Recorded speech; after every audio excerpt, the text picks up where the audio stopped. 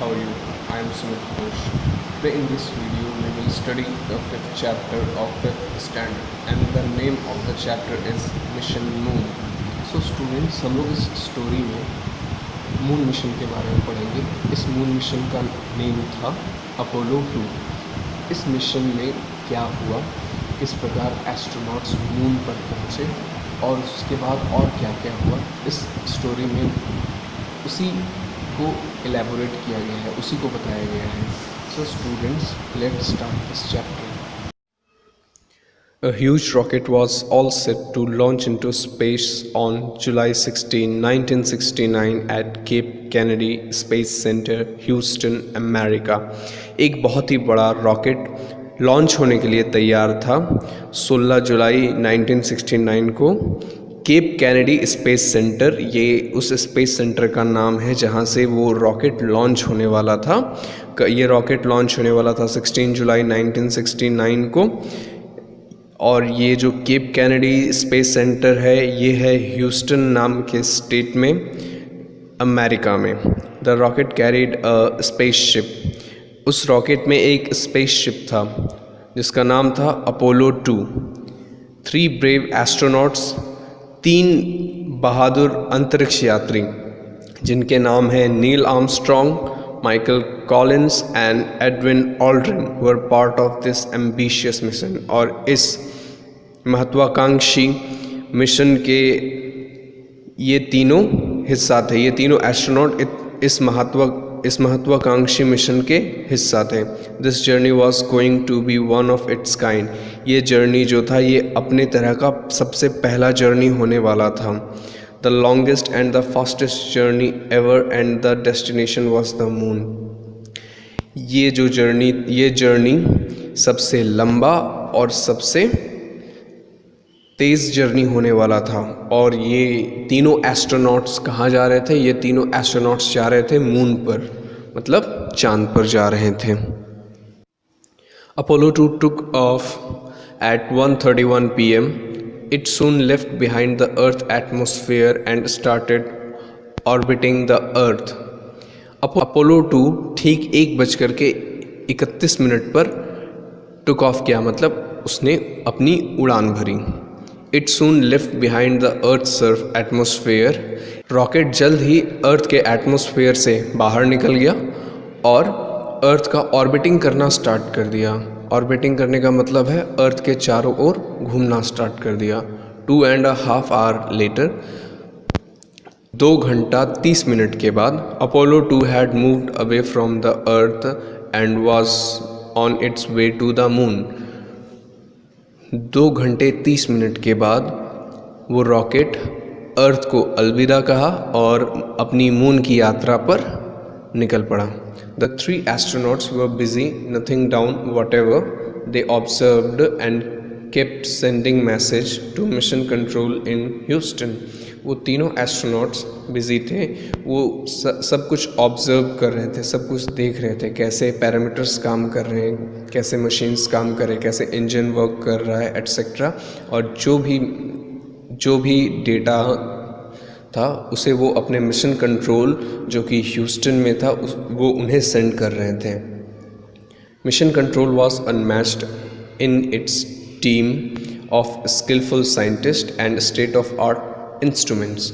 Mission control के पास सबसे बेहतरीन और सबसे कुशल साइंटिस्ट थे और उनके पास सबसे मॉडर्न इंस्ट्रूमेंट्स थे। They control the entire mission from earth. उन्होंने इस पूरे मिशन को अर्थ में बैठ करके कंट्रोल किया। अर्थ में उन्होंने सेंटर बनाया था ह्यूस्टन स्पेस सेंटर में, केप कैनेडी स्पेस सेंटर में, जो कि ह्यूस्टन में था। वहाँ से वो सारे मिशन को कंट्रोल कर रहे थे। The mission was extremely risky and a small mistake could result in the death of the astronaut. ये मिशन जो था बहुत ही रिस्की था, बहुत ही ज़्यादा रिस्की था, क्योंकि अगर वो एक छोटी सी भी गलती करते तो हो सकता था वो तीनों एस्ट्रोनॉट्स, अंतरिक्ष यात्री जो अंतरिक्ष में जा रहे हैं, उन तीनों की मौत हो जाए, मृत्यु हो जाए। The scientist at the mission control new everything that they needed to do at every second of the mission. जो साइंटिस्ट थे मिशन कंट्रोल में बैठे हुए थे, उन्हें सब कुछ पता था कि किस वक्त किस समय क्या करना है उनको मिशन के लिए. The spaceship started orbiting the moon 3 days after it's launch. Mission को लॉन्च हुए 3 दिन हो चुका था और रॉकेट अब मून को ऑर्बिटिंग कर रहा था, मून का ऑर्बिटिंग कर रहा था. इट मीन्स रॉकेट मून के चक्कर लगा रहा था, मून का चक्कर लगा रहा था. ईच ऑर्बिट टुक 2 hour. मून का पूरा एक चक्कर लगाने में उस रॉकेट को 2 hour लग रहा था, 2 घंटे लग रहे थे. There was a small spaceship along with Apollo 2. Apollo 2 के साथ एक छोटा सा स्पेसशिप भी था. It was called the Eagle और उस स्पेसशिप को ईगल कहते थे. Armstrong and Aldrin crawled into the edge toward a narrow tunnel that joined the 2 spacecrafts. इसके बाद नील आर्मस्ट्रॉन्ग एंड एडविन ऑल्ड्रिन, वो दोनों एक छोटे से टनल के थ्रू उस स्पेसक्राफ्ट में जाकर के बैठे जिसका नाम था ईगल. वो ईगल जो स्पेसक्राफ्ट था छोटा सा, वो मेन रॉकेट के साथ एक छोटे से टनल के थ्रू जुड़ा हुआ था.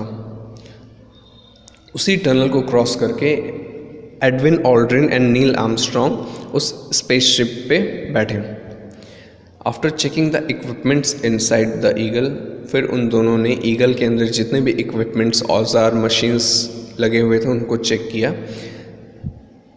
दे slow detach it from the main spaceship and started going down towards the moon. फिर उन्होंने धीरे धीरे ईगल को मेन स्पेसक्राफ्ट से अलग करना शुरू किया धीरे धीरे और ईगल को मून की ओर ले जाना शुरू किए. इन अपोलो 2 में Collins orbited the moon alone as he waited anxiously for his companions to finish their work on the surface of the moon and return safely. Moon mission में 3 एस्ट्रोनॉट्स गए थे, Neil Armstrong, Michael Collins and Edwin Aldrin. But nil Armstrong and Edwin Aldrin he eagle के through moon के surface पे गए. Michael Collins main जो spaceship था Apollo 2, वो उसी में रहे और वो मून का ऑर्बिटिंग करते रहे, मून के चारों ओर चक्कर काटते रहे और वो अपने दोनों साथी का उस अपोलो 2 स्पेसक्राफ्ट में इंतज़ार करने लगे. The astronauts gently landed the eagle on the moon. फिर दोनों एस्ट्रोनॉट्स ने ईगल को मून के सरफेस पे लैंड करवाया. The landing place was named the Sea of Tranquillity. जिस जगह पे उन्होंने ईगल को लैंड करवाया उस जगह को कहते हैं द सी ऑफ ट्रैंक्विलिटी. शांति का समंदर उस जगह को कहते हैं. As soon the Eagle touched ground, जैसे ही ईगल ने मून के सरफेस को टच किया, Armstrong sent a message to Houston mission control. Eagle के मून के सरफेस को लैंड करते ही नील आर्मस्ट्रॉन्ग ने जो मिशन कंट्रोल था ह्यूस्टन में, वहाँ एक मैसेज भेजा. वो मैसेज क्या था? The Eagle has landed. वो ईगल वहाँ लैंड हो चुका है. Loud cheer could be heard everywhere. ये सुनकर के सब बहुत ही ज़्यादा खुश हो गए क्योंकि ये मानव इतिहास में पहली बार ऐसा हुआ था कि कोई इंसान पृथ्वी से बाहर निकल के अंतरिक्ष में गया है और किसी दूसरे प्लैनेट में जा कर के उसने लैंड किया है. It was no doubt a proud moment for all. इसमें कोई शक नहीं था कि ये बहुत ही गर्वित अनुभव था सभी के लिए. The journey has lasted for 102 hours 45 minutes and 40 seconds from the time of its launch at Cape Kennedy. जब से वो रॉकेट केप कैनेडी से लॉन्च हुआ और मून के ग्राउंड में टच करने तक का समय जो लगा था, टोटल कुल उन्हें 102 hours 45 minutes और 40 seconds का समय लगा था. Armstrong and Aldrin did not step on the moon immediately. ऐसा नहीं था कि वो जैसे ही मून के लैंड पे टच किए ईगल में तो फिर दोनों तुरंत ही उसमें उतर गए, नहीं। As they had to ensure that the Eagle was ready to return quickly if they are any crisis. दोनों ने इंश्योर किया, सुनिश्चित किया कि अगर कुछ होता है वैसी घटना तो वो तुरंत ही ईगल को वहाँ से फ्लाई करके अपने स्पेसशिप तक ले जा सके। पहले उन्होंने उस चीज़ को इंश्योर किया। Finally at 10:40 PM on July 20 उन्होंने 16 जुलाई को उड़ान भरी। 19 जुलाई तक वो पहुंच गए। अब बात थी ये 20 जुलाई की। 20 जुलाई को रात के 10:40 में Armstrong open the door of the Eagle to became the first man to step on the moon. Armstrong ने ईगल का डोर ओपन किया और वो विश्व में पहले इंसान बन गए जिन्होंने मून के सरफेस पे लैंड किया। The world witnessed this historical movement on television in awe and wonder. लोगों ने इस ऐतिहासिक क्षण को टीवीज़ में देखा और खुशी मनाई। As the moon has no air, the temperature kept changing. जैसे कि हमें पता है कि मून में एयर नहीं होता है तो वहाँ का जो टेम्परेचर, तापमान जो होता है वो हमेशा बदलते रहता है। It was sometime extremely cold and sometimes extremely hot. ऐसा टेम्परेचर होता है वहाँ की, कभी कभार वहाँ पे बहुत ही ज़्यादा ठंड होती है और कभी बहुत ही ज़्यादा गर्मी हो जाती है। A special space suit had been designed for Armstrong. Neil Armstrong के लिए एक बहुत ही स्पेशल तरीके का स्पेस शूट डिज़ाइन किया गया था। जब भी हम लोग आउटर स्पेस में जाते हैं तो आउटर स्पेस में नॉर्मल जो हम लोग कपड़े पहनते हैं वो कपड़े पहन के आप नहीं जा सकते। वहाँ पे जाने के बाद एक स्पेशल मटेरियल से क्लोथ्स बनाए जाते हैं, उन्हीं से एस्ट्रोनॉट्स का स्पेस शूट बनता है। तो आर्मस्ट्रॉन्ग के लिए एक स्पेशल स्पेस सूट डिज़ाइन किया गया था। ही वोर अ हेलमेट टू। उन्होंने एक हेलमेट भी पहना हुआ था। He carried a box of air on his back to help him breathe. और उनके बैक में, पीठ में एक बॉक्स भी था जिसमें एयर था जो उनको वहाँ पे ब्रीथ करने के लिए हेल्प करता। क्योंकि हमें पता है वहाँ पे एटमॉस्फेयर नहीं है क्योंकि हमें पता है मून में एटमॉस्फेयर नहीं है, वहाँ ऑक्सीजन भी नहीं है, जिस कारण से इन्हें ऑक्सीजन को अपने साथ कैरी करके ले जाना पड़ता है, नहीं तो बिना ऑक्सीजन के वो वहाँ सरवाइव नहीं कर पाएंगे। As he stepped on the surface of the moon for the first time, he whispered to himself, "That's one small step for man, one giant leap for mankind." जैसे ही नील आर्मस्ट्रॉन्ग ने चांद के सतह पे अपना कदम रखा वैसे ही उन्होंने अपने आप से कहा, ये एक छोटा सा कदम मानव इतिहास के लिए एक बहुत ही बड़े छलांग की तरह है। क्योंकि वो सिर्फ एक इंसान नहीं थे जो मून पे गए। असल में वो जो टेक्नोलॉजी यूज़ हुई, वो जो एफ़र्ट यूज़ हुआ, वो जो टेक्निक यूज़ हुई, वो एक दूसरे लेवल पे थी जो इंसान को धरती से चांद तक लेकर के गई। ऐसा किसी ने पहले सोचा भी नहीं था कि कोई भी इंसान स्पेस से बाहर निकलेगा। इसके पहले एक बार रशिया के यूरी गैगरिन स्पेस पे गए थे, लेकिन किसी दूसरे प्लैनेट में जाकर के उस पे वॉक करना ये एक बहुत ही बड़ा उपलब्धि थी, ये एक बहुत ही बड़ी उपलब्धि थी पूरे मैनकाइंड के लिए, पूरे मानव जाति के लिए। ऑल्ड्रिन सून फॉलोड। नील आर्मस्ट्रॉन्ग के बाद ऑल्ड्रिन भी उनके बाद मून के सरफेस पे उतरे। They were the first man to walk on the moon. Neil Armstrong and Edwin Aldrin, ये दो इंसान थे जिन्होंने, ये दो एस्ट्रोनॉट थे जिन्होंने फर्स्ट टाइम हिस्ट्री में मून पे वॉक किया था। It took them some time to get used to walking on the moon. उन्हें कुछ समय लगा मून में वॉकिंग प्रॉपरली करने में, कि मून में ग्रेविटी बहुत कम होती है अर्थ के अकॉर्डिंग मून में बहुत ही कम ग्रेविटी होती है, जिस कारण से उन्हें उसमें चलने में दिक्कत हो रही थी।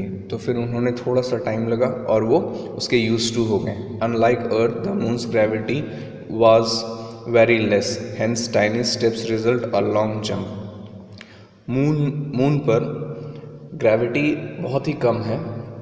अर्थ में जिस प्रकार की ग्रेविटी है उससे बहुत ही कम है मून में, जिस कारण से मून में अगर वो छोटा सा स्टेप भी लेते थे तो वो जंप कर जाते थे और बहुत ही दूर जा कर के उतरते थे। Their time on the moon was limited, so they immediately set to work. उनके पास बहुत ही कम लिमिटेड टाइम था कि हाँ इतना समय में उनको ये सब काम करके फिर वापस आ जाना है, इसलिए इस कारण उन्होंने जल्दी जल्दी अपने काम को करना शुरू किया। They collected soil samples, small rocks and took photographs of everything that they saw on the moon surface. उन्होंने सॉइल्स मून के सरफेस पे जो सॉइल था उसका कुछ सैंपल लिया, कुछ रॉक्स के टुकड़े लिए और भी जो कुछ था उनके उन्होंने फोटोग्राफ्स क्लिक किए। When their work was done, they returned to the Eagle. जब उनका काम ख़त्म हो गया, पूरा हो गया, तब वो वापस अपने स्पेस क्राफ्ट ईगल पे आए। As they prepared to leave the lunar surface, जैसे ही वो तैयार हुए लूनर सरफेस से टेक ऑफ करने के लिए, वहाँ से रवाना होने के लिए, they saw a blue planet rising above the moon's horizon. तब उन्होंने देखा कि चांद के हॉरिजोन से, यहाँ पे हॉरिजोन का मतलब होता है एक ऐसा लाइन जहाँ पे जिस जगह पे आपको ऐसा लगता है कि अर्थ लैंड और स्काई दोनों एक जगह पे मिल रहे हैं, एक ऐसा पॉइंट, उसको हॉरिजोन कहते हैं। तो मून के हॉरिजोन से उन्हें एक ब्लू कलर का प्लैनेट निकलता हुआ दिखा। व्हाट कुड इट बी, ये क्या हो सकता था? द अर्थ, ये और कोई दूसरा प्लैनेट नहीं बल्कि अर्थ था। Of course, it was shining brightly against the dark blue sky. और वो ब्लू कलर का जो अर्थ था वो बहुत ही चमकदार दिख रहा था उस पूरे स्काई में। It was the most captivating sight they had ever witnessed. ये बहुत ही मतलब नज़र को आकर्षित करने वाला दृश्य था। 3 hours later, the Eagle joined Apollo. जब उन्होंने मून के सरफेस पे लैंड किया उससे 3 hours बाद, मतलब 3 घंटों के बाद वापस ईगल ने अपोलो 2 को ज्वाइन किया। And the astronauts began their journey back home. और फिर उनके ज्वाइन होने के बाद उन तीनों एस्ट्रोनॉट्स ने वापस अर्थ की ओर अपना जर्नी शुरू किया। ऑन जुलाई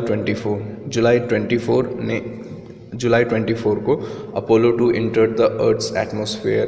अपोलो 2 जो स्पेसशिप था उसने अर्थ के एटमॉस्फेयर में इंटर किया and safely landed in the Pacific ocean. और उसने बहुत ही सुरक्षित ढंग से प्रशांत महासागर में लैंड किया। The long eventful journey was over for Armstrong, Aldrin and Collins. Aldrin and Collins के लिए ये इवेंटफुल जर्नी ख़त्म हुआ, but it was the beginning of an adventure for other astronauts. लेकिन ये शुरुआत थी दूसरे एस्ट्रोनॉट्स के लिए कि वो भी अंतरिक्ष में जाए और भी एक्सपेडिशंस करें। 5 more Apollo spaceships landed on the moon in the span of 4 years between July 1969 and December 1972. जुलाई 1969 से दिसंबर 1972, इन 4 सालों के बीच 5 और अपोलो स्पेसशिप्स मून के सरफेस पे लैंड किए। A lot of scientific information and 400 kilogram of sample were collected during this period. इन 4 सालों में 5 जो अपोलो मिशंस थे उनमें बहुत सारे साइंटिफिक इंफॉर्मेशंस कलेक्ट किए गए and 400 kilogram 400 kilogram samples collect किए गए। Only one of these mission resulted in a disaster. इन 5 में से बस एक रिजल्ट था जिसका अंत अच्छा नहीं हुआ, but fortunately no human life was lost. इसमें दुर्घटनाएं हुई पर किसी की भी जान नहीं गई। The Apollo space program came to an end in 1972. साल 1972 में अपोलो मिशन जो प्रोग्राम था, अपोलो मिशन प्रोग्राम ख़त्म कर दिया गया। The scientist now wanted to expand their studies to other planets in the solar system. अब साइंटिस्ट चाहते थे कि सोलर सिस्टम में और जो अदर प्लैनेट्स है वो उनको स्टडी करें। These did not involve astronaut travelling into space.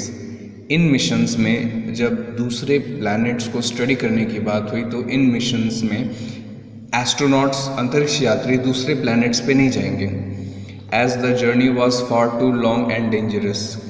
Astronauts को नहीं जाने की बात इसलिए की गई थी क्योंकि ये जो एक्सपेडिशंस थी, ये जो जर्नीज थी, ये बहुत ही ज़्यादा लंबी होने वाली थी और बहुत ही ज़्यादा खतरनाक, जिस कारण से मशीन्स को ही भेजना अच्छा समझा गया, इंसान को नहीं।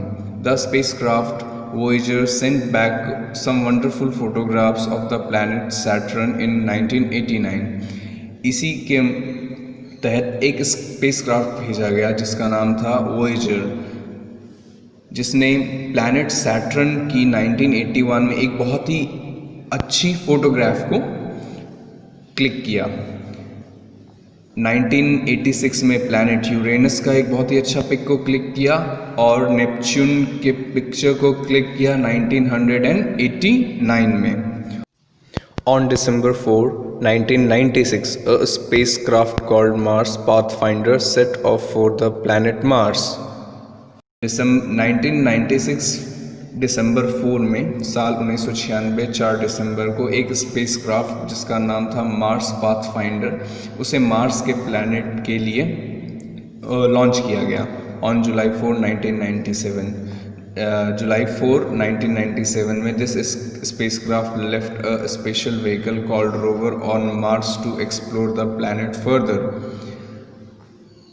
उस स्पेसक्राफ्ट ने, जिसका नाम था मार्स पाथफाइंडर, उसने एक स्पेशल व्हीकल जो मार्स के सरफेस पे मार्स के सरफेस को स्टडी करने के लिए बनाया गया था, जिसका नाम था रोवर, उसे मार्स के सरफेस पे उतारा गया और बाकी इंफॉर्मेशन जानने के लिए, उस प्लैनेट को एक्सप्लोर करने के लिए, उस प्लैनेट के बारे में और जानने के लिए। This vehicle is still on Mars and it sent numerous picture of the dry landscape on the red planet. Mars को रेड प्लैनेट भी कहते हैं। ये जो व्हीकल है रोवर, वो अभी भी मार्स में है और वो कई सारे पिक्चर्स को भेजते रहता है उस ड्राई लैंडस्केप का। और स्टूडेंट्स, मैं ये भी बता दूं कि इंडिया ने भी एक मार्स मिशन लॉन्च किया था, वो भी सक्सेसफुल रहा है। These expeditions cost a great deal, but they help in expanding our knowledge of the universe we live in। Expeditions का मतलब किसी खास मकसद के लिए जो जर्नी की जाती है उसे एक्सपेडिशन कहते हैं। ये जो एक्सपेडिशंस थे, इनमें खर्चा बहुत ज़्यादा आता है, इनमें बहुत ही ज़्यादा लागत लगती है, लेकिन ये हमारे नॉलेज को अपने सोलर सिस्टम के बारे में जानने में और ज़्यादा, अपने सोलर सिस्टम के बारे में नॉलेज को और ज़्यादा बढ़ाते हैं और ज़्यादा हमें इंफॉर्मेटिव बनाते हैं। They tell us interesting facts about our planets and their moon and make us wonder about the wonderful outside ours। ये हमें बहुत ही मज़ेदार फैक्ट्स बताते हैं हमारे प्लैनेट्स के बारे में, उनके मून्स के बारे में और जितने भी वंडर्स हैं इस अर्थ के बाहर, इन सोलर सिस्टम में, उनके बारे में। आज हम लोग वीनस, अगर हमें वीनस का पिक चाहिए, कैसा दिखता है वीनस, मार्स या सोलर सिस्टम का बहुत सारे ग्रह है या स्टार है, इनके बारे में हमें जानना है तो हमें अभी आज की डेट में बहुत ही अच्छी तरीके से गूगल में हम सर्च करेंगे तो मिल जाएगा। बट इन चीज़ों के बारे में इंफॉर्मेशन किस प्रकार मिली? ये इन्हीं एस्ट्रोनॉट साइंटिस्ट की वजह से ही हमें ये सब जानकारियाँ हमें आज मिल पाती हैं। So students, it's time for hard words. Now the first one is orbiting. It means moving in a circle around a star or a planet, या जिसको revolving भी कहते हैं। The next one is state of the art. It means the best of the most modern. Next one is detached. It means separate or disconnected. Next one is tranquility. It means calm or serenity. The next one is crisis. Crisis means emergency or decisive movement. The next one is horizon. It means the line at which the earth's surface and the sky appear to meet. The next one is captivating. It means capable of attracting and holding interest or enhancing. The next one is expedition. It means more than one journey undertaken by a group of people with a particular purpose, especially that of exploration or research. Thank you, students.